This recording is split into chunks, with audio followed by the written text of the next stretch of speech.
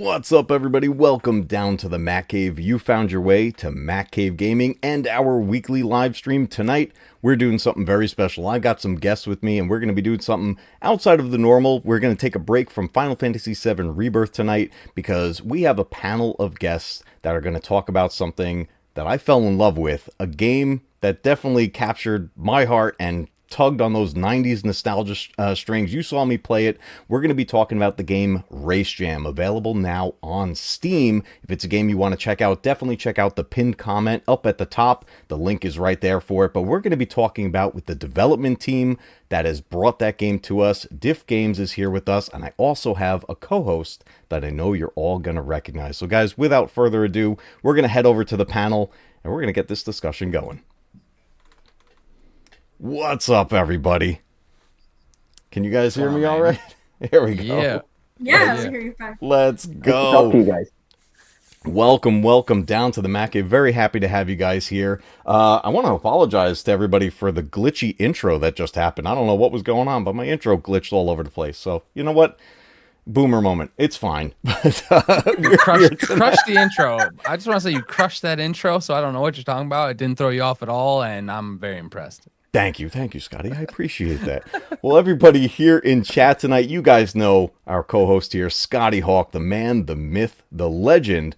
But the people you don't know yet are right above me here. And these are the people that brought us a game that I'm having an absolute blast with. I personally love racing games, especially arcade-style racing games. And when this game practically fell into my lap, I was like, this is awesome, and I just want this thing to be incredible. So tonight, we're going to talk with the team that brought us Race Jam, and we're going to get to know these guys. We're going to get a little behind-the-scenes info of how this game came about, and hopefully, by the end of this, you're all downloading Race Jam on Steam. That's the goal, everybody, all right? We don't need anything. We don't need super chats tonight. We don't need members.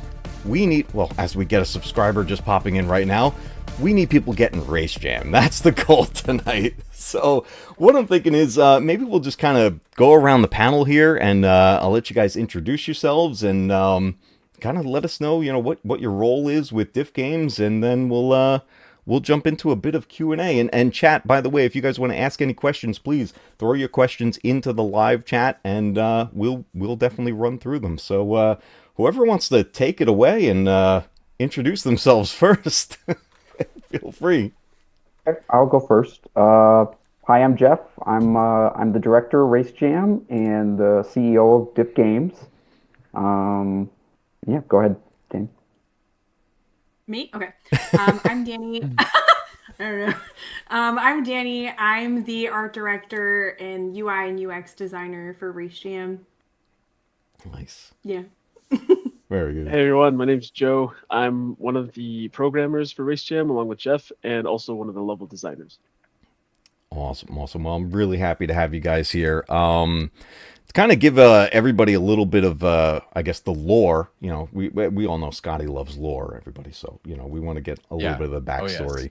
Oh, yes. But this is something that I think it's really special to see a game like this come out, especially now, something that brings back that nostalgic feeling, and I feel like it's a great time for it, because I feel like the feel of retro gaming is making a big comeback right now. So when you do that in the world of racing, I think that's an incredible thing. But I ended up finding out the game, you guys had kind of reached out, you know, doing a bit of marketing and everything, and like I was kind of saying before, I feel like the game kind of fell into my lap. And you guys gave me the opportunity to try this out. And, you know, I go with my gut on things. And I'm like, that seems really cool. This is pretty awesome. Let me check it out. And then almost immediately, you guys were so open to feedback and kind of communicating back and forth about it. You know, we've had some, you know, behind the scenes, you know, discussions about little things with the game and, you know, things that might need adjustments, or maybe things that are maybe coming in the future with it. I just thought that was so cool that you guys were really open about that. But I think, you know, one of the big things that really hooked me on it was that even though it's in early access right now, it already felt very polished. It felt right. Like the controls were the first thing that I was just like, this thing is working. Like I've played a lot of early development games and it's like, this is very broken and I'm not sure what I'm doing. And I just felt very comfortable with it right away. So that was the big thing that hooked me. And once I'm good with the gameplay and something, I'm like, all right, I'm in. Let me just take this to the finish line. But yeah, it's really cool that that this opportunity came about. And as we were talking, I'm really glad that you guys were happy to join us here on a panel and get a little more eyes on the game and be able to share your stories in there. So with that said, we did set up a kind of a lineup of questions, and I'll start with the first one, just kind of get the ball rolling. Well, hey, before you do that, can I? Oh, go for it. I did get a chance. I wish I actually got a chance to play more of it, but I played for like 2.5 hours, 3 hours straight. Like, didn't put the controller down. I will say I did attempt to play with my keyboard. I would like someone to possibly show me how I can make that work. Because I am a old like GTA RP guy, so racing, like, you know, I've been doing it on without the controller for a while. I'd be interested in helping test some of that. But right away, I got Cruising USA vibes, and the like Mario Kart kid in me was drifting like crazy, and maybe I recorded some video that I can show you of me trying to abuse the drift a little bit. I think that'd be kind of funny for you guys to see. But even the cars that felt like it didn't feel heavy, you know, sometimes I'm drifting and like the weight of the car felt good. Like I'm impressed with the overall race loop, I would say. Felt good. So yeah, that's awesome. Thank you both for saying all those kind words. No, absolutely. The feel is right. The feel is definitely there, and I can already tell with the patches you guys have been doing, it's already refining it. And you know, I'm so happy that I got to try it out in the early stage that it was, and already experiencing the updates, the changes that are coming to it. So a very, very cool experience. I really, really enjoy it. Something I like to ask, and whenever I have like, especially, you know, people I'm just meeting and we have them on the panel, there's a main question I always ask everybody, and it's not specifically about the game, but really more about yourselves, is where did your gaming journey begin? Is this something from childhood, or did it happen later in life? Like what got you into the world of video games? So I'll throw the ball into your court. Whoever wants to take that one first. Okay, so for me, it was I had an N64. I got an N64. Got Super Mario 64 with it, and just played that nonstop. Yep, yep. It's like the best controller, and yet everyone tells me it's the worst controller. But because I got a love-hate relationship with this thing. Yeah. But yeah, for me, it was the N64. That's what got me into it, and playing Mario 64 all the way through. I remember as a kid, I came home. No, I didn't come home. My dad came home from work one day, and I was like, "Hey, Dad, I got like 5 stars today or something." And both my parents were like, "Oh, he must have done something good in school." Nope, I got 5 stars on like Bomb on Battlefield, and that's what I was excited to tell him about. So that was my start. I love that. I love that. And I'll say, before we jump over to the next person, I'll tell you, there's something about this controller. Like I said, I have a love-hate relationship with this, but to this day, I cannot play Ocarina of Time without this. So, I've tried other controllers, and I'm like, nope, it ain't right. I put on the Switch a few years ago. Mm-hmm. I can't. I just can't do it. It's I can't weird. do it with the Switch controller. It throws my brain off. Love it. All right, Danny, Joe. Yeah, I'll go next. So I've been a gamer since childhood, and my first console was definitely the N64 as well. And my first game was the Ocarina of Time as Nice. well. And I've just been a gamer ever since. I love gaming so much, and I love the Ocarina of Time so much that I got it. Like I put it on my Steam Deck. Sorry, my cat. All good. Serious. Hey. So, and I got on my Steam Deck and I had such a hard time too with just like, oh my, but no, this is not how it's supposed to be. Like, no, oh my God. But yeah, since childhood. Nice. And Oh, I'm I love still it. an avid gamer. Yeah. There we go. 2 starts on the N64. I love it. Are we going for the hat trick here? Where did you start, Joe? No, a lot less traditional. I think I grew up with first of all a PC was the first thing I remember. My dad playing things like Unreal Tournament, StarCraft, and then when I was in second grade, had straight A's. Second grade, I was a great kid, and my parents were like, "Well, we'll get him an Xbox," and so that was where I really started to play video games, and it was Okay. um um it was I lived in Mexico at the time, and my dad was working in the United States. He'd come down every weekend, and every weekend he'd bring either a movie or a new game. So Nice. Nice. very quickly got acquainted to, Need for Speed Hot Pursuit 2 was one of the earliest games I remember playing. Um, That game's Things like amazing. the Spider-Man game based off the first Tobey Maguire movie. That was the Nice. first game I ever completed was that one. Star Wars, the OG Star Wars Battlefronts and Lord of the Rings Conquest, stuff like that. Just all bunches and Oh, bunches of awesome games. thank you for showing some love to Lord of the Rings Conquest. No one ever talks about that game. It deserves a remake. It really does. It really does. It really does. Actually, not to tangent off, but I heard there's a game in development with Lord of the Rings third person trying to compete with Hogwarts Legacy. Ooh. I'm like, yes, please, now, today. Okay. Whatever they can do to make up for that I Gollum can't game. remember the team, but yeah. Oh, the Gollum game. Can They you gave guys up on the remake that? Gollum game. They didn't even patch and finish everything in the Gollum game. That game's still for sale. I don't know why. Oh no. I don't Yeah, know you if can like still- Naughty Dog could fix that game. So Yeah, that was a rough one. Oh, nice. I see people already popping in with some questions. Let me just say quick hello to the chat and everybody that's here so far. Thank you all so much for being here. I know we are on something a little different than we normally do this week, but I am so psyched that you guys could be here, and we're going to have some fun with this. This is I miss doing panels like this, so we're definitely going to have a lot more things like this here down in the Mac Cave, so I'm glad everybody could be here. Actually, I want to pull up this question from Daniel Fisher. As I highlight the wrong one, it says, if there was one video game universe you could live in for the next 5 years, which one would it be? Which one could you survive? Right? trying to think of something that'd be pleasant to live in. Because like, I don't want to live in Mario because that's No, too, no Mushroom Kingdom for you. I feel like Uncharted, actually, since we were talking about before, that would be. It's pleasant for like the bystanders there. I would Yeah. assume. There you go. A little treasure hunting. Nothing wrong with that.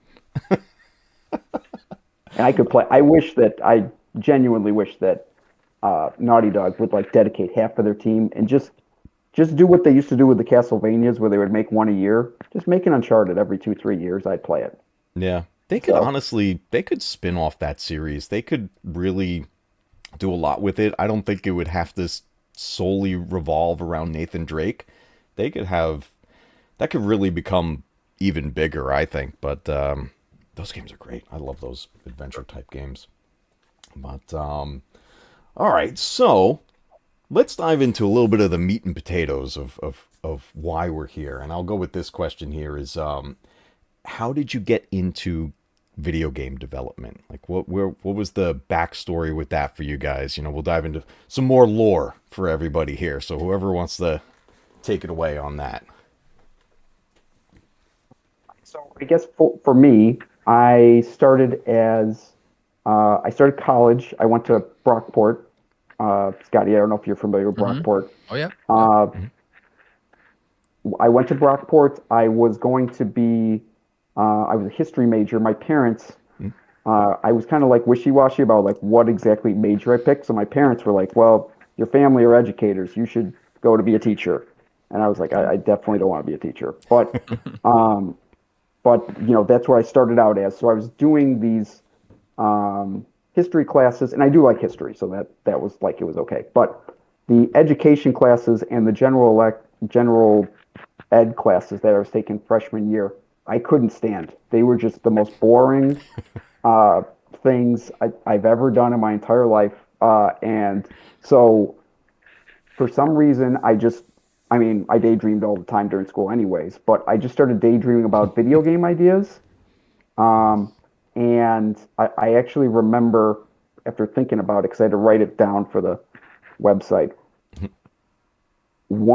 It was philosophy 101, I think, and my professor was like, how do we know the real world actually exists? Oh, And okay. I was just like, it just does, man. Like that was my head. And so the class was like arguing for the whole time. And that day I was like, okay, I've been daydreaming through all these classes. I gotta get a notebook. So I went and got a notebook and started writing down all of just my video game ideas, like during these elective classes. Okay. And so that's what gave me the idea. Then I switched majors to computer science, um, and got a 4-year degree in computer science. I got a very, very boring data analyst job out of college. Um, and so I worked that for a few years, and then I wanted to uh, make games eventually. So um, around 2018 is when I first started talking to Danny and Joe. Um, and I realized that daydreaming through your class is not a good idea because I really didn't know how to code that well. So first 2 years of us working together was me just kind of like not steadily using Danny and Joe every week or whatever. Just like when we would start to make progress, we would do it like here and there. And then 2020, COVID, uh, I finally had time to really learn how to code and learn how to use Unity. And so that is when really the development of Race Jam started. Okay. So that's my journey to becoming a developer. Crazy Nice. journey. I Yep. like that. I like that a lot. Joe, you were saying you do part of the coding as well, or this was Yeah. I when I first started working with Jeff, it was just coding. If I remember correctly, there was already quite a bit done off Mhm. a series of these tutorials. So somebody who really should be on the credits for Race Jam is I can't remember his name anymore, but I believe it's like Jimmy Vegas or Oh something like yeah, that, Jeff. we should definitely put him in special thanks. Good call, Uh, Mm-hmm. Joe. I a, forgot a, about that. a, a YouTuber who does Unity tutorials, and he had a series on racing games, and so that's how it started. That was the basis. But for me, before that, even always was really good with computers ever since I was a kid. Love to do little mods, especially the ones that were more accessible for strategy games, specifically for PC. yeah. Um, and then when I was around 21, 22, really started working with Unity and trying to learn it more of just as a hobby. And after that, started just kind of throwing my hat out there, applying for jobs, and started getting these little contracts for bug fixes and people who needed help with certain features in their games, and that's how it started. So this Nice. just a tangent off. This is built with Unity, or the you said Yep, that's Unity the engine. engine. It's really Yeah. funny because another one of my favorite games is Unity. Oh, Escape cool. from Tarkov. Oh, that's Oh, is Oh, that Unity. Unity? Escape that from is Unity. Tarkov is Mhm. Oh, I Unity. did not Yep. know Oh, And that. everybody Wow, complains about it, but that's I think crazy. that's more of a their game problem. But yeah, no, that's funny. that's a Cool. funny Cool. connection right there. I didn't know that was Yep. Unity. That's great. That's Yeah, I awesome. was like, I've heard that name before somewhere. I love that. And Danny, I know definitely a big part of yours was the pixel art side. I love those little videos you were posting with making the pixel art versions of the three of you, which is awesome. Pixel art has always fascinated me of seeing things Mhm. literally go from real life to that. But yeah, tell us your story. Okay, so I've been an artist since childhood, and I really wanted to get into game art since like Warhammer, their like some of their first games had like the Night Elf on the cover, and I was like, I really want to do this. And then I was like really big into like fantasy books and stuff too. So when I was applying to college, I was like describing to the person what I wanted to do because I had no idea. My parents were MIA my whole life, so it was like I just need someone to guide me. And then they put me into graphic design, which I did great in graphic design and everything. But for a long time, I was like, man, I want to work on games. I want to work on games. But I was doing a whole bunch of like advertising, like fashion illustration and like just a bunch of illustration stuff. And then finally, Jeff contacted me through Upwork of all things in 2018 and was like, hey, I really like your portfolio. I have some characters I'd like illustrated. And it all started there, really. So I like did the characters, which aren't really in the game now, but they're going to be coming later. And then from there, I was like, oh, I do graphic design too, and I know UI and UX pretty well from like doing a whole bunch of like websites and apps and stuff like that. So then I started doing the design for the game.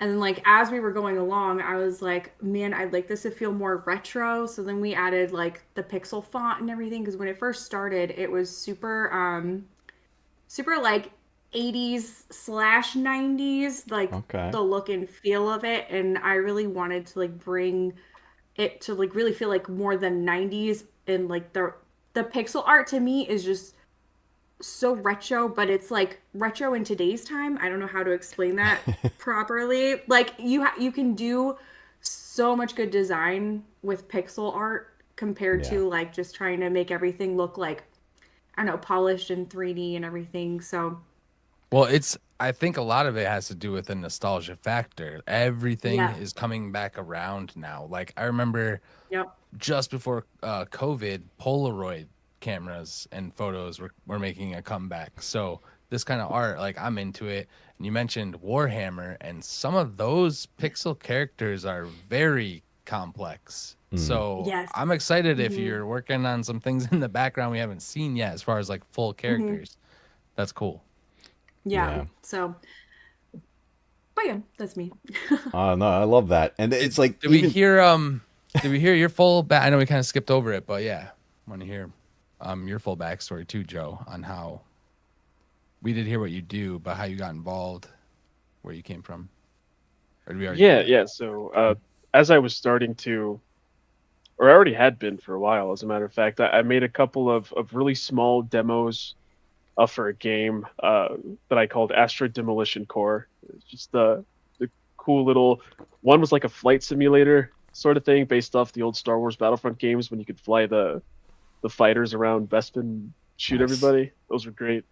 And then the other one was like a first person shooter with driving mechanics and whatnot, and just kind of like demos with the idea that I want to make a game out of it eventually, but just to really to prove to myself that I could do it first. And once I got those out, just kind of just added them to the resume when I started applying for jobs, and was able to get some jobs. And I think I applied to the also it was also through Upwork of all places, but I'm pretty sure I applied to work on Race Jam, and Jeff saw the work I did with Astro Demolition Core. He liked that, and been here ever since. that's awesome. And this was back you said 2018 is when you guys the three of you like kind of came together? 2018 is when I found them on Upwork, yeah, Okay. That's So or contacted them on Upwork. when did DiffGames come together? When did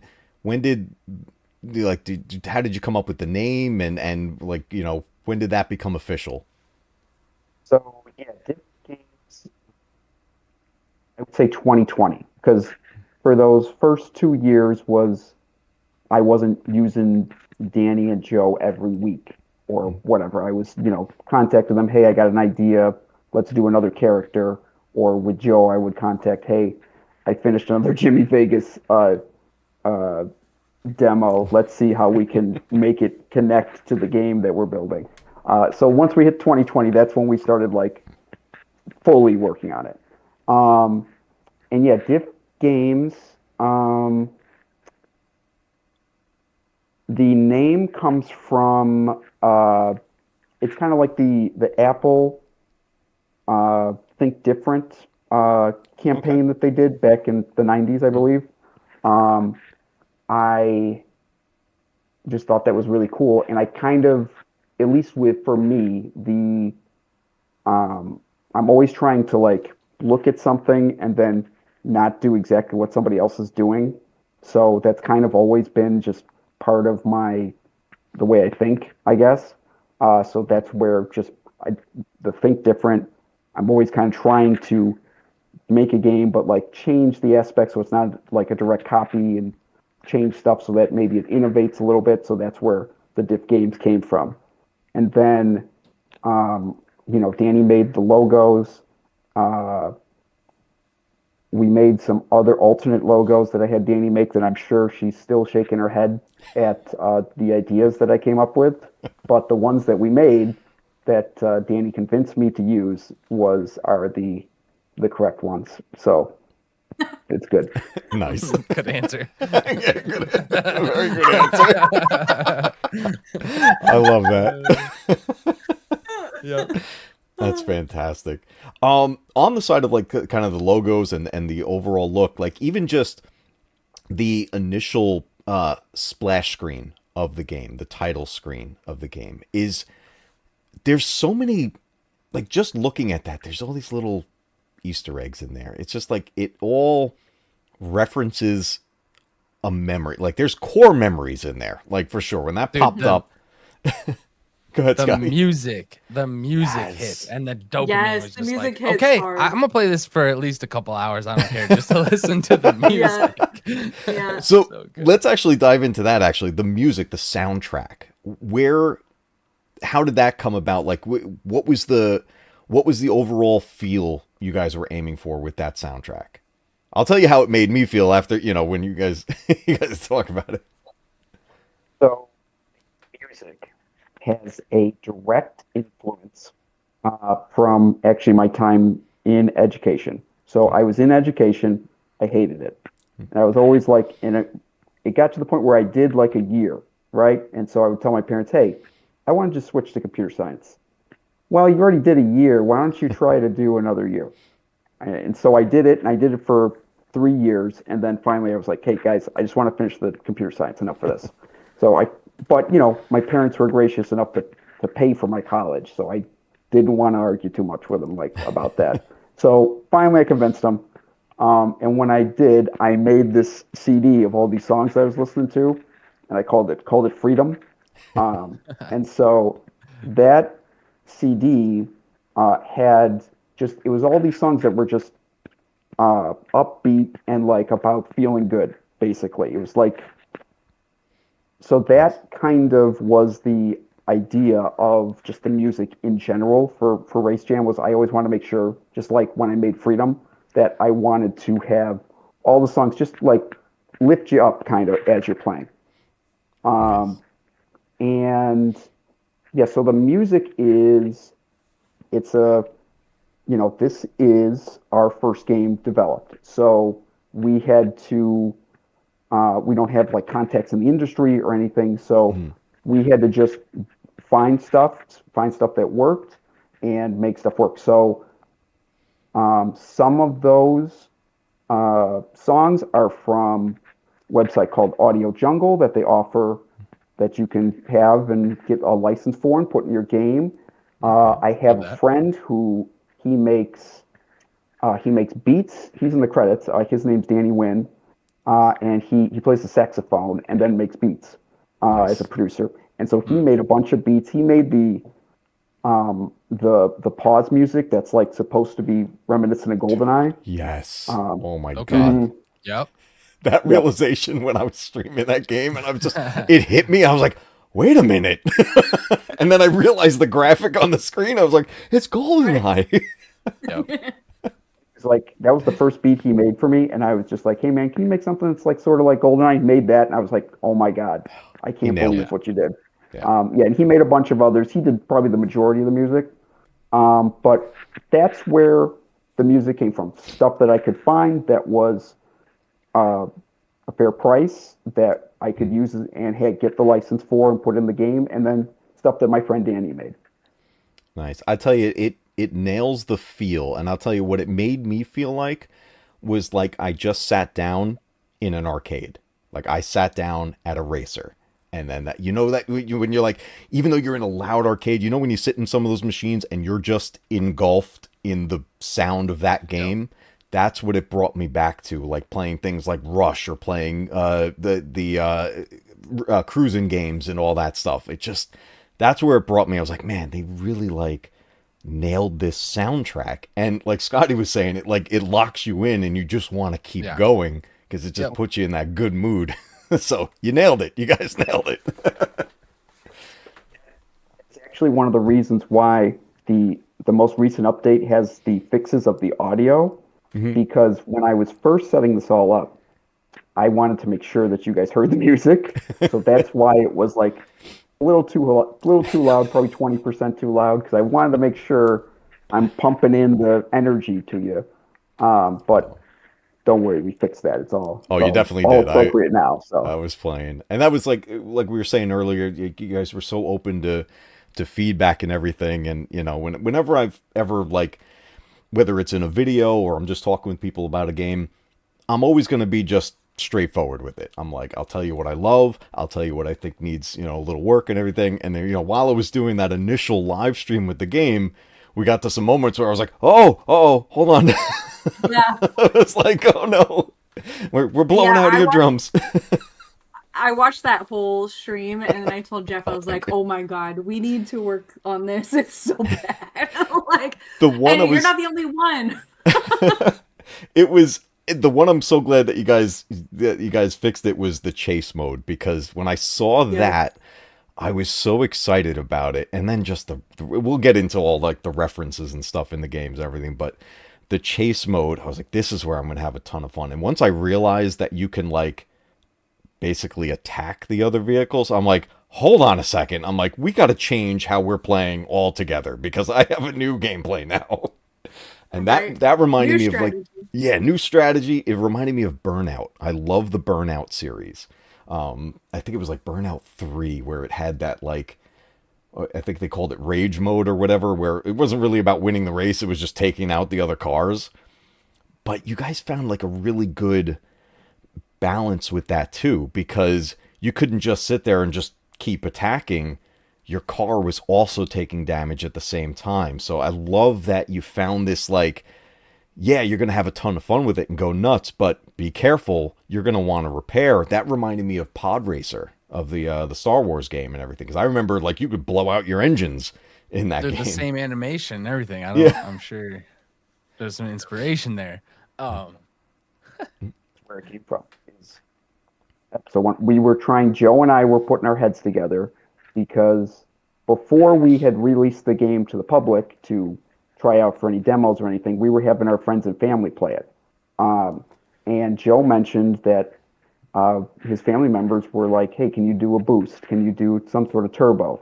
And I wanted to make the game. I think that's a lot of racing games, they kind of make the boosting, it's kind of just like there to just, it kind of makes the gameplay not that much fun because you're just, you can just boost to get into first place anytime you want. So it's kind of like,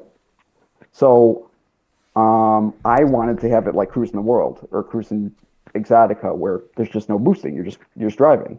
But Joe mentioned that, and so we put our heads together and came up with, we can have boosts, but we want there to be a consequence, and not just you can just boost whenever you want and get up to first place, and it's mindless almost.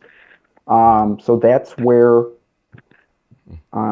thank goodness, I think they re-released Episode 1 Racer on the Switch. Yes. Maybe in 2020, and I bought it.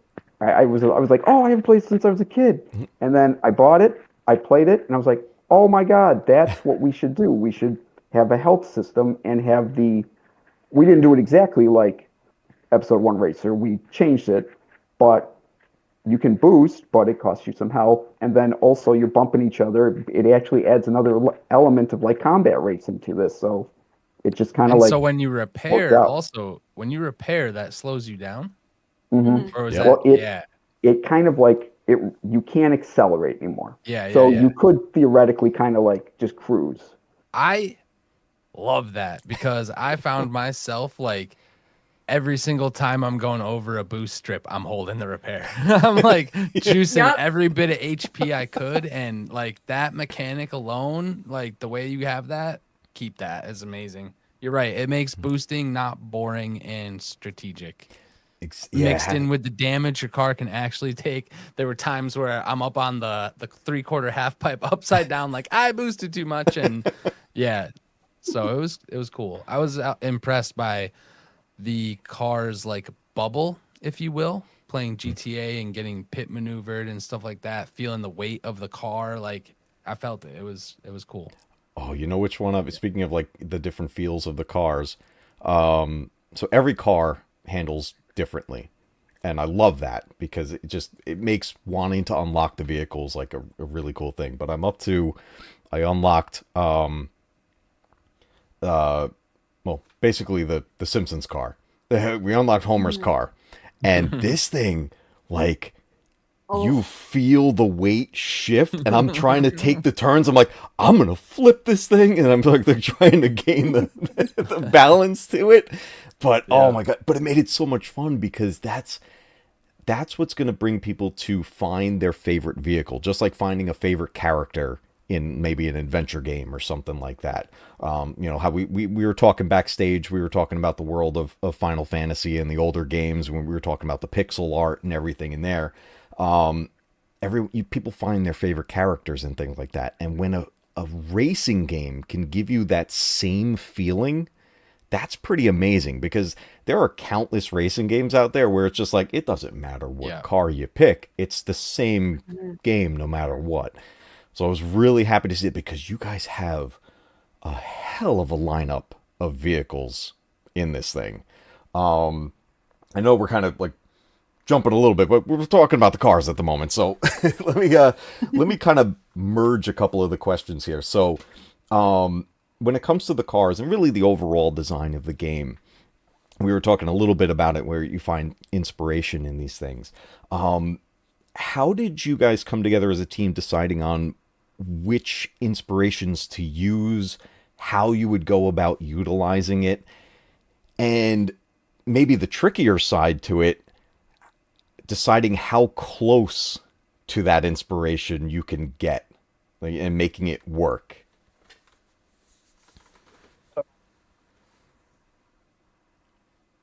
For the, I guess I'll answer the second part of the question first, just because I have it on my mind.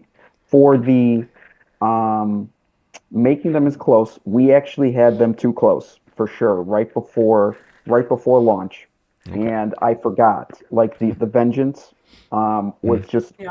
was just the Batmobile from the animated series, just like directly ripped off. So Danny and I, uh, well, Danny really redesigned it, um, and then we had it. We have a 3D modeler, another person I found through Upwork, named Nathan. He's awesome, and he fixed it up. We also fixed up the Mondo Mobile, Nice. um, and then we have in the works right now the what is it called? Mutts Cuts. What is it called? The limo. The Okay. limo is, we have changed quite a bit, but we're going to do a little extra just in case to make Okay. sure that we're far away enough. We haven't been contacted by anybody. Um, Danny, do you remember when we were designing Tupac and we were like, we Yeah. have to make sure, because Tupac's estate, super litigious. We have to make Hmm. sure we're afraid, or we're No, be afraid. not. You're right. Yeah, we should be afraid of it, but we're uh, avoiding what he is and what he would like a direct representation. Yeah. And like it's so hard with copyright stuff because you want to have people recognize what it is, but you have to make it different enough at the same time. And like the general rule of thumb is to have things be like 15% different because you can be inspired by something, but you can't Hmm. directly copy something, right? Yeah. So we're kind of teetering on that line with a lot of things. But I think we've done enough to change everything. Like I'll look at comments from a bunch of people's stuff, like on Reddit, YouTube, when people are streaming our game and stuff, being like, how did they get away with this? You know what I mean? It's like, well, no one, for example, like the Hedgehog Hills, like the best track in my opinion. I love that And it's track. like, well, no one has any like copyright rights to basically checkered brown and tan. You know what I mean? No one has copyrights to palm trees, you know? Like there's no Sonic in there, you know? And even with the GoldenEye screen, it's like, well, how did they get away with that? It's a watch face. Like, you know, and it, like the colors are different and stuff. So it's really just teetering on that line of like, hey, it needs to be recognizable, but it can't be one to one, you know? Yeah. No, things are definitely recognizable, and it took me a minute when I was first playing it to realize what was happening. I think it was the pink car that, you know, when I saw the bent antenna, I was like, wait a minute, what are we doing here? And then I finally because I went through that entire list first, and then it kept going. I was like, there's so many cars to unlock. Like, it gives you something to work towards, and I feel like that's something that a lot of games today are missing, because you're not unlocking anything anymore. You're buying DLC. But I'd rather earn the thing, like, in there. Like, that's why I love, and we'll talk about, you know, kind of the different modes in the game. You give the players that opportunity to enjoy the game, put the work in, and get the reward. And to me, that's something that has been missing for years in the world of gaming. So that was another thing that I just absolutely fell in love with the way this game functions. Between this, there's tons of tracks already. There's so many cars. The music we touched on, bringing you know, that whole nostalgia feel to it. And I feel like the way they all come together too, like the music is right per track. Like, it feels like it's the right song in that moment. I'll tell you, when I was doing the one of the chase modes, and then all of a sudden you get the pop-up, the alert that's like vengeance is like coming after you. I'm like, vengeance is coming after me. And I popped in the rear view, and I'm like, oh my god, like the Dark Knight is here. Like, it's just like, and then I was just like in panic mode, like, I gotta go fast, but I gotta heal. It's just, it opens up this whole other level to it. But yeah, tons of inspiration in there, which I think is so cool. And I love the Green Hill track. Like, it's so much fun. I have to ask, did that track and the bedroom track with like the Hot Wheels tracks, did you guys recently expand those? Did you add to them? I feel like I started seeing portions, especially the bedroom track. I feel like I started seeing things I didn't see before, or maybe I was just didn't catch it. So that was because of the physics update. They had to change how things like turn and stuff. So they're not added to, but they're different. Yeah. The track just kind of adjusted. Visual. For Hedgehog Hills, and for a bunch of them, we had our demo become available during Steam Next Fest, which was in May, or maybe it was June. I think it was June. And we got a ton of feedback. But one of the things that people said that they would like to see is just to increase the sense of speed. So we went through and we buffed all the acceleration, and we buffed all the top speeds from what they were. We just buffed them by 30 miles per hour. And so it made the game super fast, super fun, except the tracks were now you're coming into turns way too fast to really like take it without slowing down, and we didn't want to turn it into Gran Turismo. So we had to, with Hedgehog Hills, I had to resize it, I think 15-20%, maybe. Okay. That's what it had to have been then, because there was a noticeable change, because I had been playing all these tracks, and then all of a sudden I'm like, wait, am I in like am I in a different mode? I'm like, I don't know what I just found. So I'm like seeing what was going on. Actually got a question in chat for you guys about one of the cars. What is the cop car a reference to, if anything? It's definitely a 90s style police car, but if we were trying to figure it out what it may, if it had a direct reference.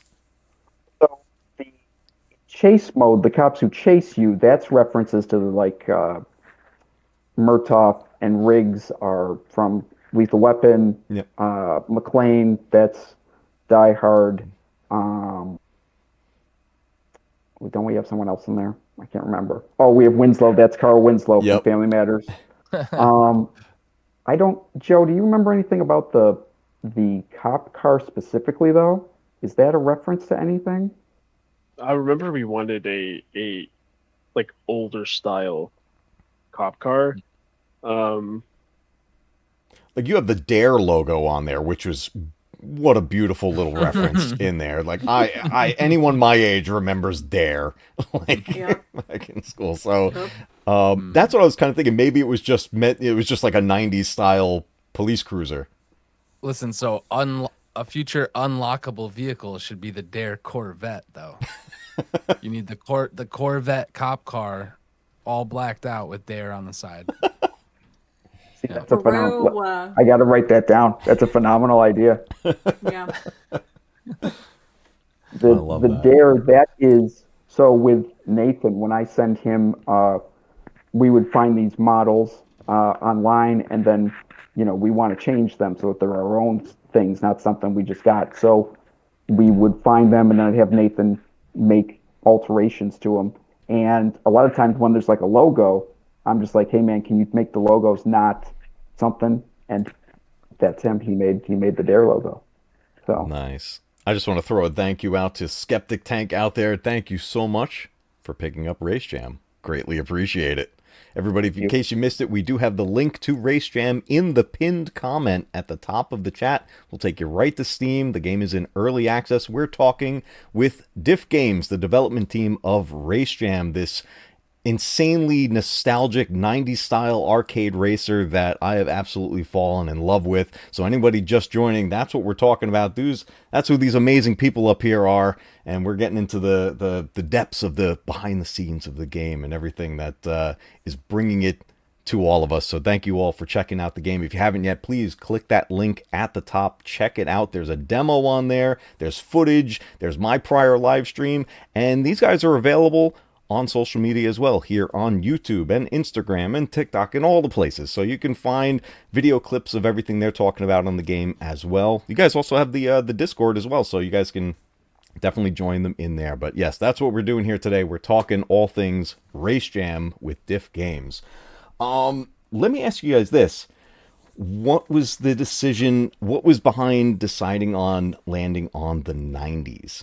Like you mentioned earlier, I think we were talking backstage where it was potentially going to be the 80s for a little bit, but you guys landed in the 90s. What brought it there? the original idea for Race Jam was something that I wrote down in one of those notebooks in college. Was just a new age cruising the world, because I love cruising the world. I think with Mario 64 and Cruising the World were the two games I got like for Christmas that year. So I always thought it would be cool. The original idea was that there's the Capitol building. You're going to drive up to it. Then you're going to like crash through a window and drive through it. And we switched off that idea just because, well, it would have been cool to drive through it. I guess I just like, you would really want a AAA like big budget game to make like a really beautiful model of the Capitol building and drive through it and stuff. So that was kind of the difference, is that I was like, I don't think we want to do this. So then I started just thinking of ideas for just how to add personality to games. So the three of us have talked a bunch of times about how racing games, they tend to be they're just car centric, and they have kind of like a not necessarily a personality, but they do have a personality, but it's like kind of the same throughout all of them. They don't have anything kind of unique. So um, the '90s, I'm not exactly sure where we came up with the '90s exactly, but it just kind of like it hit me one day where it's like we should do it kind of like almost like Smash Brothers, but make all the stages and just use '90s as the theme instead of Nintendo or something. So that's where the idea kind of came from. I mean, there's plenty to pull from too when it comes to the '90s, and like he's saying, like to give it personality. Like each one of these tracks has personality. It's practically there. Each track is a character in the game, and I find myself. There's been plenty of times I didn't even care about winning the race. I slowed down and I'm like turning and I'm looking at everything that's around me. We got the areas with the dinosaurs. We've got the play set that we're running through. That's like, I'm like, oh man, I feel like I'm in Toy Story or something. Like, it's just like, there's so much to just pull in there. And I'll keep saying it pulls on those nostalgia strings. Like, it just makes you enjoy every minute you're playing it. And I think '90s is a great decade for anything like this. I mean, the color scheme of it and just the music and everything in general. I actually just remembered while we're talking, the reason it's '90s is because all of those games that when the racing games were great. So I was frustrated with um, at the time there were it seems like even still now most arcade racing games they keep putting in this open world stuff. And for me, this is, if you like open world games, no disrespect or anything, but for me, for racing games, like I just want to race. I don't want to drive to the race and do Yeah. like some silly task. That just it drove me nuts. So that's why I actually picked because I had a notebook of ideas. That was why I picked a racing game because I was actually like, come on, guys, let's stop with the commute to work here just to get to a race. Yeah. So I wanted to make a game that was like the '90s ones on the N64, like Rush and Cruisin' and Ridge Racer. And so that's where I was like, well, let's set it in the decade when racing games were like amazing. So that's where I love the that. idea came That it's got the right feel for it. Got a question from chat for you. Any plans on online multiplayer at some point? So I know this is a portion that's in development there. What are you guys working on as far as bringing players together in Race Jam? Joe, do you want to talk a little bit about that? Sure. Yeah, we're currently working or starting to work on just within the last couple of weeks the multiplayer part. Just it's a little bit daunting. It turns out to be quite a bit that needs to be done, but we've already played around with systems before, and so we kind of have a general idea of what we need to do. But the idea is just quick races, private games, tons and tons of rankings and stats and whatnot. The general idea that Jeff and I have talked about is that as you're playing and as you're racing, even if you don't win, you probably did something really cool throughout the race anyway, and you're going to get credit for that. You'll get your stats for that and or your XP for that kind of stuff. So trying to find a way to connect all of the mechanics we currently have into multiplayer without breaking everything has been a pretty fun process so far.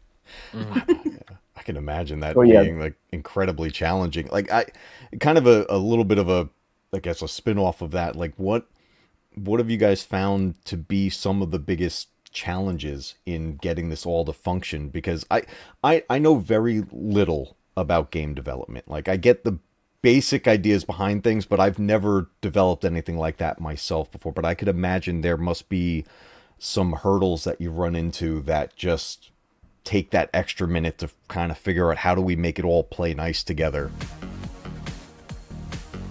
definitely towards the start, it was just me and Joe and Danny just collectively since the first game figuring out how to do anything. That was really the thing that was driving us crazy was Okay, I'm gonna set it up so that we have an animation in the menu. I hope this works. Oh gosh, okay, it does work. So that's where Are we the three of were. you together testing, racing together the Mhm, whole time? Just I can imagine the three of you in a room together racing, trying to figure this all out. mhm. Uh, But for Race Jam specifically, like now that we know what we're doing, um, I would say the UI, getting that correct, has been uh, the biggest challenge. And that's because just Unity has great things like pre-built for almost all aspects. You want to have set up a car. They have already built a car controller that you can use as a model to set up your own and compare and contrast. For the UI stuff, they don't really have that much. So we had to go through and set it up, and we have to set it up so that it works for keyboard, it works for controller, it works for the mouse pointer, and getting all that in sync is been a challenge. I don't know if Danny, if you wanted to talk about Yeah. just getting the UI correct.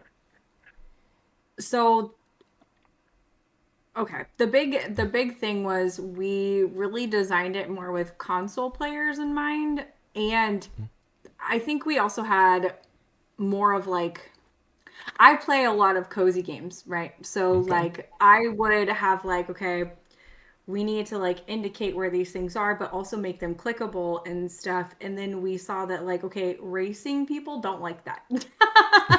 They like to just have like a little thing on the bottom that tells them what to do, and then we had to redo everything.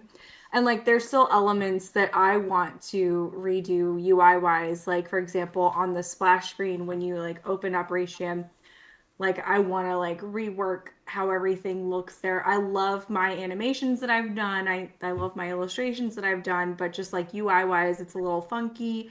And then like when you're starting to enter a race, I hate the big old buttons that are either on either side or like in the middle and you have no idea which one you're on. So like there's a lot of things that like when you're designing you're like, oh, this looks dope, and like then you're playing and you're like, oh, it doesn't work, like gosh darn it. And there's when I first started doing like the UI for everything, it was crazy. It's like I've designed apps and websites, right? So I was super like web based, and I was like, okay, now I have to tackle something. Like I play games all the time and stuff, but I like never really did any racing games. You know what I mean? So it's like, okay, how do I make this make sense and stuff? And the first time it was just like there were huge buttons everywhere and stuff. And then I told Jeff, I was like, I need to redo this all. And he was amazing and was like, okay, just go for it. And I was like, oh, thank goodness. Like, because it was bad. It was bad. Jeff will never let me say it was bad, but it was bad. And like I want to do a before and Disrespect yourself. after. I want to do like a Your before and previous work was after. great too. No, it was awful. It was awful. And it wasn't awful in the fact that it was like it didn't look good. It was awful in the fact that didn't the UX wasn't there. You know what I mean? Like the user experience was not what it needed to be. And it's just like a learning process, going through everything and like taking feedback from people. Like that was a huge thing. Next Fest really helped us because like before Next Fest, I redid all of the UI anyways because like I was playing, I was like, this is atrocious. And then Next Fest happened. They're like, it's still not good, and I'm like, God, they're right. So I'm like, oh, I can do this. I have the skills. Like, but yeah, it's fun. I love challenges and stuff. So it's really, I love hearing from people and like making something better and like pushing the limits of what I thought I could do. Oh, absolutely. That and let me tell you, like that having that challenge aspect to it, it pushes you to want to make things better. And I think a lot of us like you'll strive for some level of just, for lack of a better term, a level of perfection that we know we're never reaching perfection with anything, but like there's so much stuff I've done, with anything creative I've ever done, whether it's been art or doing a video or whatever it may be, where I'm like, I'm my biggest critic, And it's just like I look at something and people are like, "That's great," and I'm like, it's crap. Yeah, yeah, I think in the yeah. I think in the early stages here too, UI is something too that can evolve. Like again, Oh yeah. you're gonna repolish this a bunch of times. I like it where it's at. I think if I was just giving my like initial feedback, and I play on a bigger monitor, so I felt I'm looking back and forth between the two things, trying to balance the two. If it was a little more condensed, but that's just like you're gonna.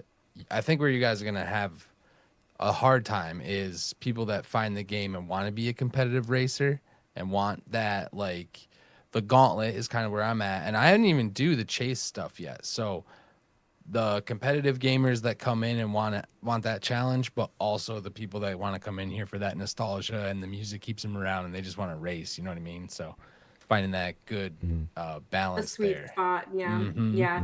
It's definitely something that's super interesting and fun to do is find the sweet spot and like you said, it's always evolving and stuff. And I think that's another thing is that like one day we only have like 11 races in the first tower of the gauntlet, for example, and then all of a sudden, okay, no, now we have 14. And I'm like, well, now I have to rethink this whole thing, Yeah. And like I love that though. I'm not complaining whatsoever.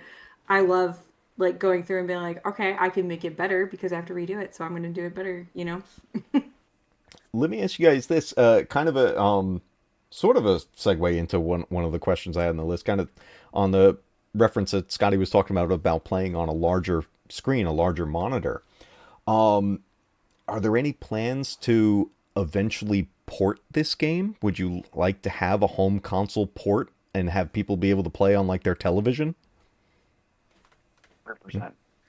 I personally am almost exclusively play games on a console. So that's why Joe and Danny have been great of explaining to me, no, you gotta do this because the PC community like enjoys or has different resolutions and stuff. That's stuff where I wasn't experienced enough, so I had to learn about all that stuff. So absolutely, we want to bring it to console. That's the You goal. want Is that we get it. couch co-op, Yeah. right? Oh yeah. Yeah. 100%. Yeah. I had we did a stream with my buddies. I don't know, a couple months ago, and they were like, I was like, hey guys, okay, yeah, we're gonna play, and we're gonna play on my laptop, and they were like, they like lost their minds. They were like, what are you doing? There's no way we're gonna play this. It's connected to the TV, and I was like, there's gonna be a little bit of lag because connecting to a TV from a laptop can be a little funky. Yeah. They're like, you know what you're talking about. It'll be fine. Like, so just to satisfy my friends, I'm gonna make sure that we put it on console. Nice. But yeah, once we get it to 1.0 and get the online multiplayer set up for Steam, next step is console for sure.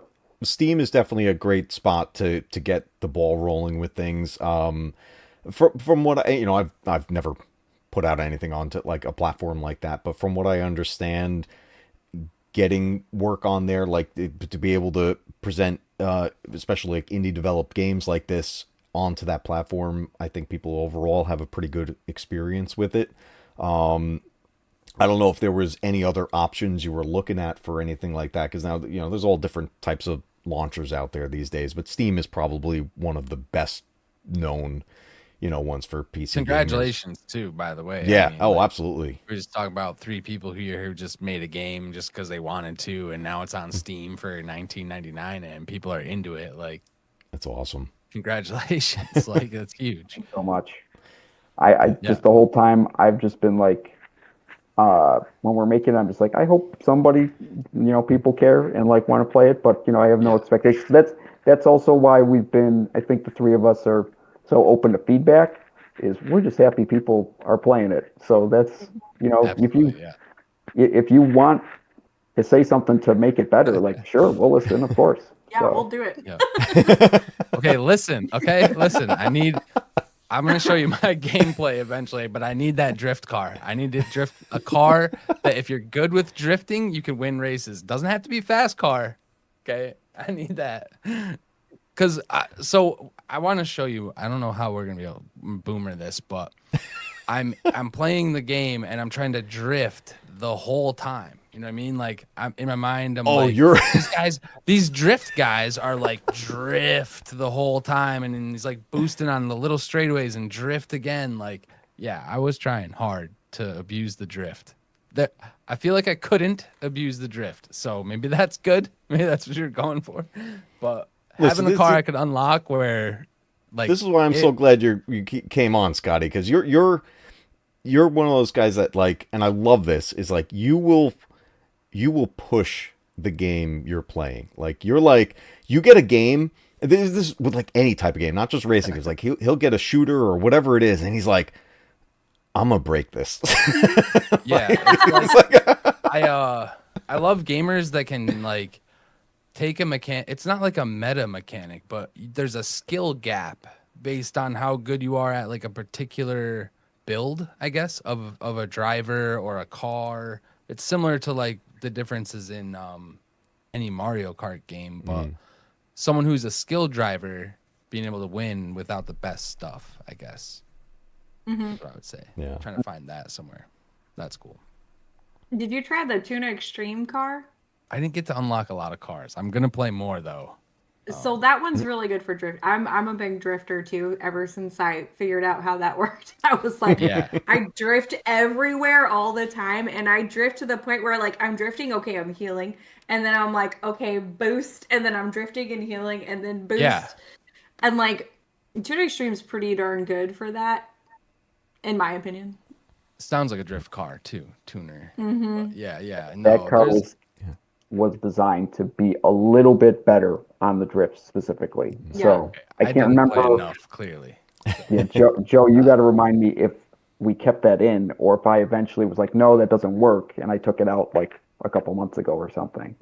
No, it's still probably the best car to do drifts in. I think, Nice. yeah, the VIP sort of is okay, and then the Lotus, but I'm biased for the Lotus at least. That's my favorite car of all time. So that's the best car in the game, Cool. guys. That's cool. Yeah. Insider tip, everybody. Yeah. Right? The Lotus is overpowered. You got to blame Joe because He built it. He was. Wonder why that one's so good. He wanted to Right. control the stats of the Lotus. So Joe's always winning. I don't know why.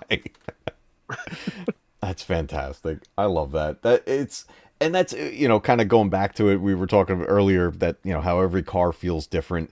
It's such a big thing with racing games. If you can make it feel like everyone's having their own personal experience with it, that goes a long way. Because again, like games today, they don't really do that. And like you said, you could be doing a whole bunch of not even winning the race, and you're still getting all that XP. I was a bunch of races I didn't win, but I'm watching this stuff unlock and I'm getting everything going, and I like the adventure mode and going through that, and with the different challenges and everything. The gauntlet mode is cool, having the MK style towers. I was just like, I go in that mode, and the first thing I hear in my head is fight. Like, let's go. Yep. But where the inspiration came from. So yeah, that's the thing. Like anybody who's about to try this game for the first time, like I'm telling you, every screen you go to, you're gonna have a memory that's gonna hit you. You're gonna be like, oh, that is great. Even just the posters for each mode, like the one that look like Speed and Face Off, the Face Off one. That I think that might be my favorite, because that's a movie I don't think that gets enough love, and it's one of my favorite movies of all time. And as soon as I saw that, I was like, oh yes. It's such a good one. I had so much fun illustrating those posters, because I was just like, I would put our characters in and just be like, oh my god, this is amazing. And I'd be like, good job, I gotta ask about this one character in it, but I'm like 99.9% positive of the inspiration. The dog. Is that Pork Chop? Cliff. Oh, it's Cliff? That's the inspiration. yes, Yep. you got Okay. it. Yep. Yes. Okay. I saw it, and I was like, and I'm here in my head, I'm like, do do do do do do do do do. Honestly, I forgot until you just mentioned it. But yes, it was. We wanted to make a Sonic-like character. Hmm. And so Danny and I were coming up with something, and then I don't know, I just found pork chop and was like, actually, like that's kind of we make like a pork Sonic, chops yeah. Sonic Yeah. That's hybrid. why like that's why the Hmm. eyes are like kind of connected and Hmm. stuff, and he's got Hmm. a big old smirk, but he's got like pork chop like proportions and stuff. And we couldn't make him blue, obviously. Oh yeah, yeah. You gotta make the things different. But oh, I love that Yeah. reference in there. That was so cool. The Hell way yeah. he pops up in there. We've got another question from chat from Steve. Are there DiffGames Easter eggs? I know there's Joe's room track. Are there any Jeff and Danny secrets? A little personalized Easter eggs anywhere that people might find? I don't have any Easter eggs. Bosses of our towers. Hmm. Oh, and Yeah. I'm one of the characters. Uh, the characters. So the characters we're gonna bring back. Hmm. The characters we had in the game. This was one of the UI adjustments. Actually, it's really why the Okay. characters aren't in right now. We had a bunch of.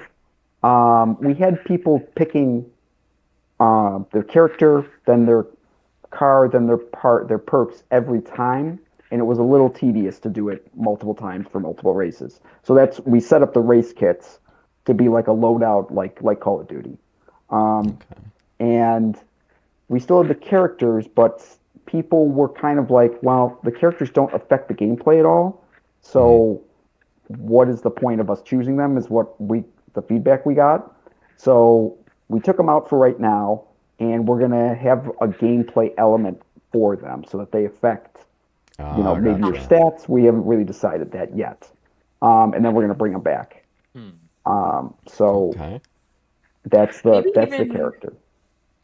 just out of the blue, maybe even having like one character drifts better to go off of Yeah, we could. Yeah, absolutely. He may or may not be bald. right? Just saying, chat was kind of going off on the tangent, but like with the drift car, maybe the drift car leans into that franchise a little. You know, you get close to the edge. I don't know. I'm just saying. Did that start in the 90s? I don't even know when that franchise started. It's been around forever at this point. Oh, I Have love that. It's immortal at this point. It doesn't matter. that is actually Just why the tuna extreme. So no, there's only like three 2000s references that I allowed in the game, and one of them is that the Supra is called the Tuna Extreme. It's off of Paul Walker ordering the tuna sandwich at that yes. diner, Okay. so that's why it's Nobody called likes the that. tuna here. Hmm. That's the There only, it but is. it is 2001, so we can't do any more of the. But You can get away with it with the we had early to sneak one 2000. in there. Yeah, Yeah, we had to sneak one in there. nice. I love that. That's fantastic. Um, Before we get into the last couple questions, and I don't want to take up too much of your time, guys, and everything. But did you want to? You mentioned you had a little bit of gameplay footage. Do you want to share anything here on the screen that people could take a look at? Sure. That was You know. it was nothing specific. It was just um, for people to see just the gameplay while we're talking. Hmm. So let me share. I think two things to show that would be cool is the healing mechanic that we talked about and the graphic that you guys chose for that. Okay, Here we go. I got it up on screen here. So just to anybody who may not have looked at it on Steam yet at all, you guys can get a kind of an Yes, this is idea. perfect. Yeah, this excellent, excellent. Yeah, these posters. That's what I was talking about there. Yeah, I can actually go back to. Hang on. So while we're doing this too, gauntlet mode. These are races you have to complete all of them like it's Mortal Kombat, and if you stop, you lose your progression. Mhm. So That's it's insane. yeah, it's like so it's Mortal Kombat, and then it's like the roguelike genre that's become super Yeah. popular recently. Mhm. So we wanted to put in a roguelike kind of mode um, or element to it, and so this mode is like a mirroring of those two things, of where You're trying to get to the top of the tower and fight the boss. And then also, like, you're unlocking every turn, you're getting either a perk or a car part to make it so that it's easier. And so with the perks, you get 3. Is that what I saw? There were Normally, in this mode, you get however many you unlock. so after you fill the rows, that just keeps going. You just as you get the perks, you stack them up. Yep. That's cool. That's cool. Yeah. Yeah, it's cool. Yeah, and you don't. So for this mode, you don't start with any. So normally you would get your whatever your 3 you pick are, and in this mode you start at 0. And if you just each level you climb up, you gain another one. So Yeah, I liked that. I did a couple of tiers on that. It was fun. I was also learning the game at the same time though. So Yeah, a little bit of a learning curve at the start, like like any other game. We could see that if chat, you're seeing that little like bubble forming on some of these cars. That's that healing mode in there. Oh my god, I was playing this track with the pink car, the Homer car. And, I love the attempt on the trick right there. I was just like, I hit this median, and then that's when I realized the weight of the car was really impacting the movement, and I was like, oh, I gotta be really careful. And then there's that animation. Yeah, there it is. Yeah. So perfect. Yeah. But this like you notice that because that's an aspect. I wanted to make each car feel unique, and that's one of the things where I was like, well, it's Homer Simpson's car. Maybe we make the suspension a little more bouncy and a little goofier, just because it's like, it kind of fits. I didn't know if anybody would notice that, so I'm glad you noticed. Oh, I noticed it when I hit that median. I was like, oh, I'm losing control. Like, oh boy, here we go. And then when I was on the Green Hill inspired track, and then you get into some of those turns that you guys actually adapted a bit, and you're coming up on where you're really like working your way up the wall, I was like, I'm gonna flip this thing, and then I did a couple of times. But the good thing is you guys gave us the opportunity. You can reset the car and get back into the action. But yeah, it's just like so much one fun. of the first. So that was one of the first things I was like adamant that we have to put in. Was it drives me nuts when you like hit a wall and then you gotta like back up and like they're the cars are going away. Is that I wanted so that just double tap triangle on a PlayStation controller, Y on an Xbox, and just you're right on the resetting. So that was one of the things. And you can see like the XP gaining for different tricks if you catch air. Definitely some of the tracks where you could do the jumps and then literally like you could spin the car around and do flips. And I keep trying to find like how close can I get this flip? Like how close to the ground can I land this thing? And it's fun because with the unlocks. Sorry, with the unlocks and the experience, are we just unlocking vehicles or are we unlocking tracks? Exactly designed. It is. In fact, this is the thing. If there was any copyright infringement that should be brought against Race Jam, it should be Modern Warfare 2 should call me. Well, Activision should call us, and be like, "Yo, you stole the unlock system from Modern Warfare 2," because it is exactly almost to the T the same. So you unlock characters, which we got to replace right now because they're not in the game. But you unlock characters, cars, and perks, almost in the same fashion that you would in Modern Warfare 2, where you unlock like a weapon, then you unlock a perk, and then I can't remember what the third thing is that you unlock. Okay. But almost the exact same.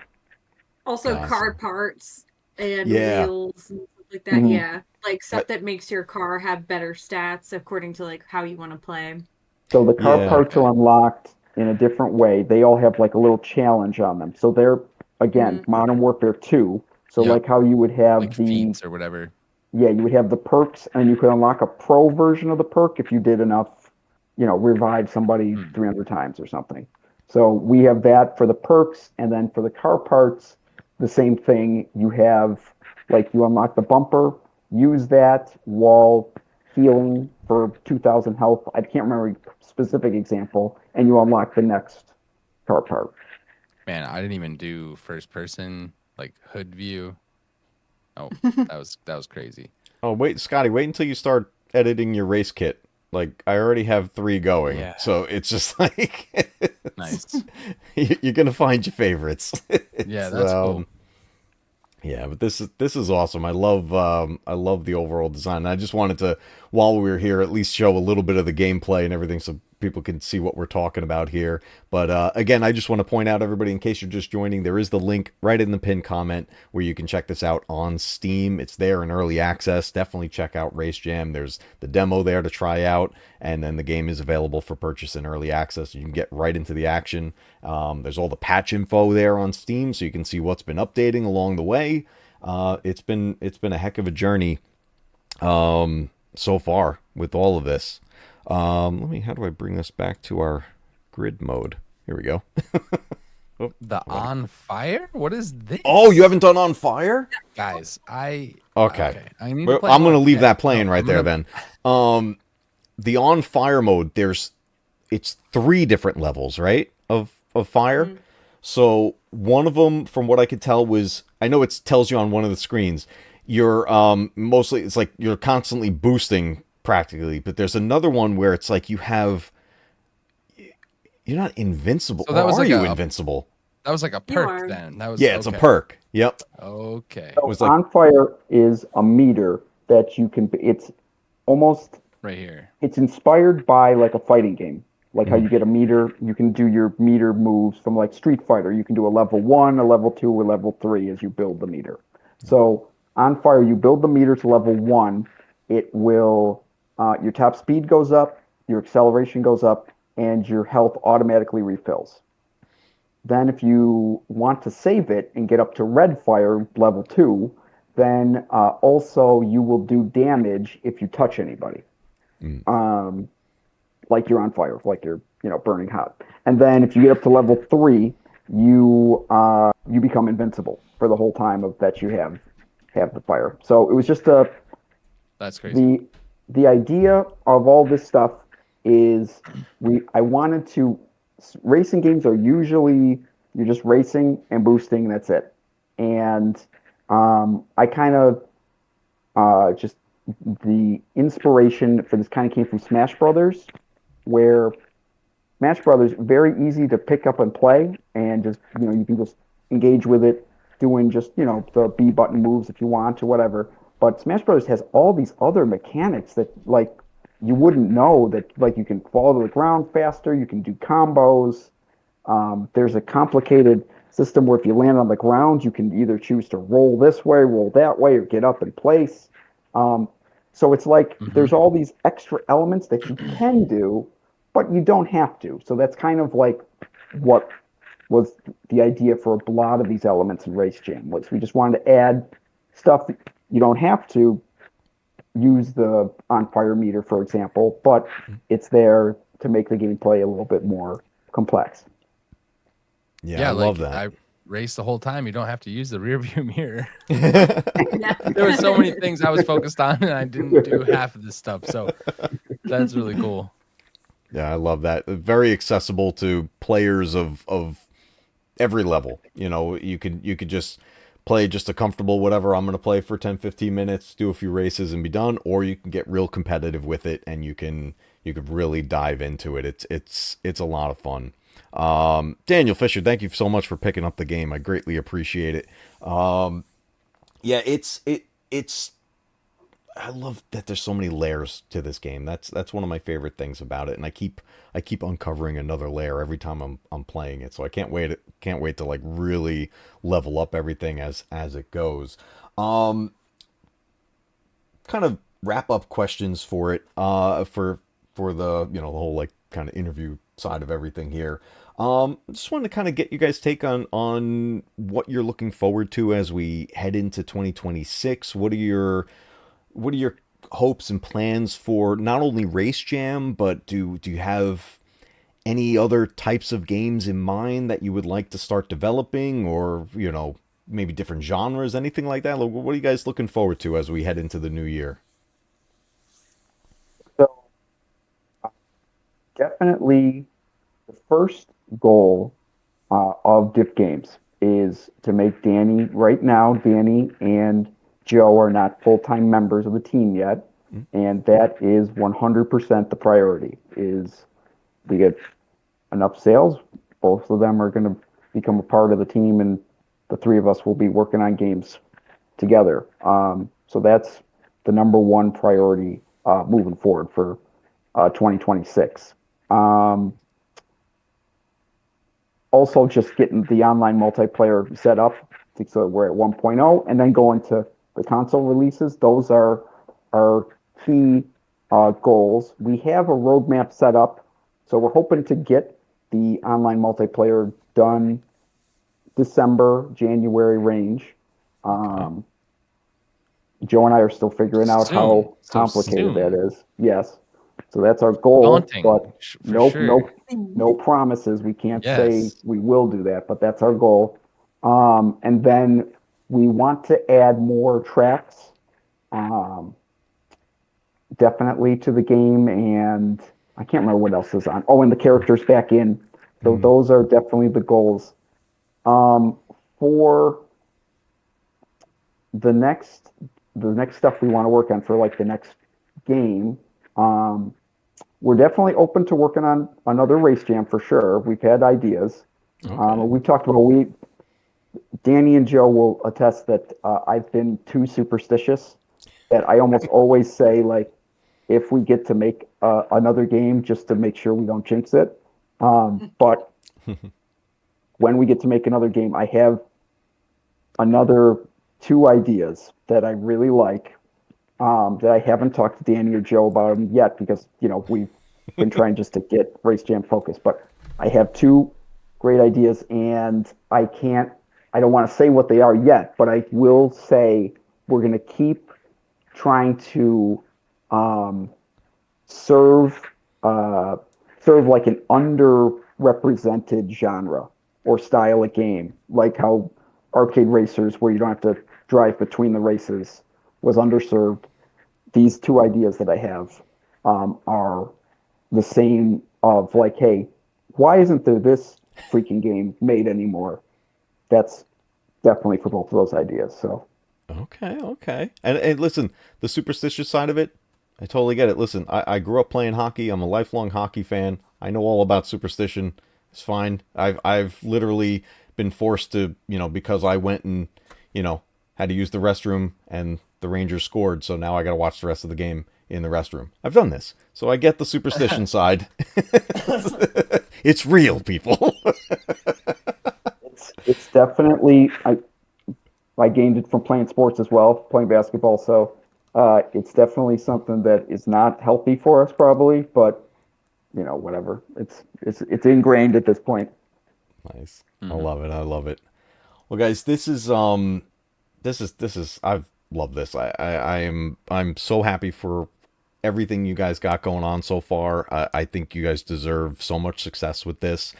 There's clearly just so much passion for the world of gaming, with you guys here, and everything you add to this, and the things you're not only bringing into the game, but just bringing back to the gaming community. The things, like you said, that aren't in games anymore. And why wasn't this made today? Like, how are we staying away from all of these elements from these video games? And it's just, I mentioned very early in the stream how I feel like we're kind of in a place now where the retro gaming style is starting to make a comeback. Like I mentioned in a recent video, that it blows my mind that we're about to get a Terminator 2 side-scrolling shooter game. Like, it's about to launch, and I can't wait. It's like one of my most anticipated games, and I'm sitting here with like a PS5 and a PC that can play like all this stuff, and I'm like, I can't wait for this 16-bit game where I'm gonna run around as Arnold Schwarzenegger or whatever. Like, it's just like it blows my mind that that's the case now. But I am so happy to see games like this be developed, be out there for not just private gaming, but public consumption. It's out there on Steam, one of the biggest platforms out there that everyone knows it. And you can search through Steam and find so many games on, like, it's a ridiculous amount of games that are out on Steam.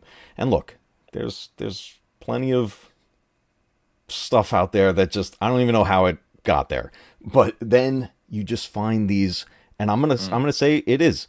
I think Race Jam right now is a hidden gem, and it deserves to get all the light on it and let this thing shine, because you're putting the work in, you're listening to the players, you're working on it based on feedback, you're putting in the things that you love and having it represent you as the developers, and it really does come through. So I applaud you. This is fantastic. I think Race Jam is going to be a hit. Yeah, and Thank you so much. Yeah, thank yeah, you. absolutely. Matt is gushing over here right now about the nostalgia and the retro, and I love streaming with Matt because he's a very positive guy, and I think that this game is kind of perfect for me and him to be here, because the reason that I came here to talk to you about the game was all of the roguelike elements and the perks, and every single tier I get a choice now between an upgrade I want to take into the next tier. Both Matt Cave and my community have watched us play another game that maybe you've heard of called Mega Bonk. I don't know if you guys have heard of Mega Bonk. This game was one guy developed this game, and it sold like millions of copies. So nothing is out of the scope of like possibility here. And I think like with leaning into some of that stuff, it makes the game more competitive. It makes this is a crazy idea, but I would like to see a game mode where that race just never stops. And I'm just getting the perk. Maybe like it speeds up to a certain point where it becomes impossible for me to continue on, similar to like what Mega Bonk does in a little bit of their stuff. Like a ramp up in but a gauntlet mode difficulty? that just doesn't end, because I'm telling you, people will sit there and play that for hours. Oh my God, yeah. Just a race that doesn't end. And I'm getting more perks and the enemies are getting harder. Like, I don't know. I got that feeling with the pixel art and the racing and the perks, and it's just... You know what that's going to do to me, You can Scotty, have that though? Because one. I'm You going to should do it. panic. I'm going to be like, where's the finish line? Yeah. But then, so that's the thing. Like, sometimes you're just not hitting the finish line. But I'm into the perks and that aspect of it. I'm excited to see what you guys do. I think just this is just me, just a gamer. I think it's important that if there's elements of the game missing, get them back in. Get the characters back in, whether like the character adds a little strength armor to your car, adds a little agility. I like that idea. Go with it. Get the art back in there. Present a complete thing. You know what I mean? Yeah, I feel like I'm into like the extraction genre, and specifically like I did want to talk about some copyright stuff, and I don't know if you guys are privy to Dark and Darker video game and what they were going through with Nexon and some copyright issues, but they pulled back from a lot of the original stuff they wanted to do. They pulled it back, they apologized to the community, they did all this stuff, and it's like some of the stuff has come back to the game and left again. So stick to your guns, make the game you want to make. Don't let positive or negative reviews influence you too much, because people still complain about YouTube gaming UI compared to Twitch, and how interactive Twitch UI is with the viewer experience. So make the game you want to make. That's pretty much what I would say. Yeah. Yeah. Absolutely. Well, guys, this is fantastic. I'm so glad that you guys could be here for this tonight. Before we wrap up, is there anything else that you'd like to Did we miss add anything? in? Did we miss anything? Is there anything you want to let everybody know right before they go click to buy the game? Everybody, let's go. Other than buy the game, buy the game, buy the game. It's a good game. Definitely, if you feel like you want to, please go and buy the game or wishlist it. It definitely helps us. If you do feel compelled, please leave us a review too, because that's actually what helps us with Steam's algorithm. They kind of sort the games and are more likely to recommend games to other people in the like, you'll like this because you like this, if based on how many reviews a game has. So that definitely helps us. Also, if you want to join our Discord, like we're always talking and listening about suggestions about the game and stuff. So feel free to join and become a part of the game, essentially. I love that. And I got one more thing from the chat here, guys. We got a super chat coming in from our friend, the Star Wars Obsession, coming in for you guys, to the developers. Thank you so much for joining the Mac Cave for this amazing stream. Your game looks so fun and creative. Makes me almost wish I had a PC. Almost. Are you for hire? Just kidding, but really. Thank you, Obsession Dude. I appreciate it, man. But, Thank you. To clarify right now, if you own a PC laptop, you can play up to how many people? And it'll split screen it, right? 4. 4. So 4-player split yeah, screen. if you guys own a laptop, you can HDMI that to your TV and play with 3 of your friends right now, just like back in the day. So Yeah. I hope to see some people do that, and I want to see screenshots if you do. Not yet. I'm working on the multiplayer. I'm redoing all of the UI for that because that is atrocious as well. But Gotcha. yeah, I'll let you know when to do that. The split screen is functional and works well. Danny likes to criticize her former self in her work, but I think former Danny did a great job. She would like to change a few elements, but split screen is fully functional. It's just some of the buttons need to be changed a little bit. Gotcha. Well, Yeah, I it's think one of you all did it. Oh, sorry. Go ahead, Joe. No, yeah, just one of the. It's the most fun ever playing Race Jam split screen. It's definitely worth it. Oh, man. it's super fun, but I'm gonna have my kids sit down with me and try out the split screen and everything on here. We definitely gotta try that. I love co-op. I love split screen gaming and everything too. I mean, I grew up on it, so it's just it's so cool that you have all these modes and that there's so much accessibility for players of every level here. So I am thrilled that we could take a deeper look into this game with everybody, and I'm so glad so many people could join us in the chat. Thank you everybody for sharing your questions and everything and all your comments. I'll get this all edited into a standalone video as well and everything, so we'll piece things together, put some gameplay footage up in there. But yeah, that's pretty much what I got for you guys. And what we like to do around here is we have a little bit of an outro video that plays, but if you want to stick around for a couple of minutes in the backstage, I'll do my outro here, and then we'll chat for a minute before we call it a night. But everybody, Joe, Danny, Jeff, thank you so much for joining us here tonight. I am absolutely thrilled that you were all able to make this. And Scotty, thank you so much for co-hosting tonight. I greatly appreciate it. You keep me like on. We got to point. do this again. We got to do this again. This group. Yeah, hell yeah. Months down the road. This was so much fun. Thank you both. This was so much fun. Thanks for having us. yeah, thank you so much. Thank you It's been guys. fun. Well, I'm going to end it the way I normally end it, and I'm going to say to everybody, remember, keep retro gaming alive, because one day your games will be retro too. Guys, we're going to play the outro, and I'm going to go hang out with them backstage a little bit after it. So I'll see you all in just a minute. Everybody else, have a great night.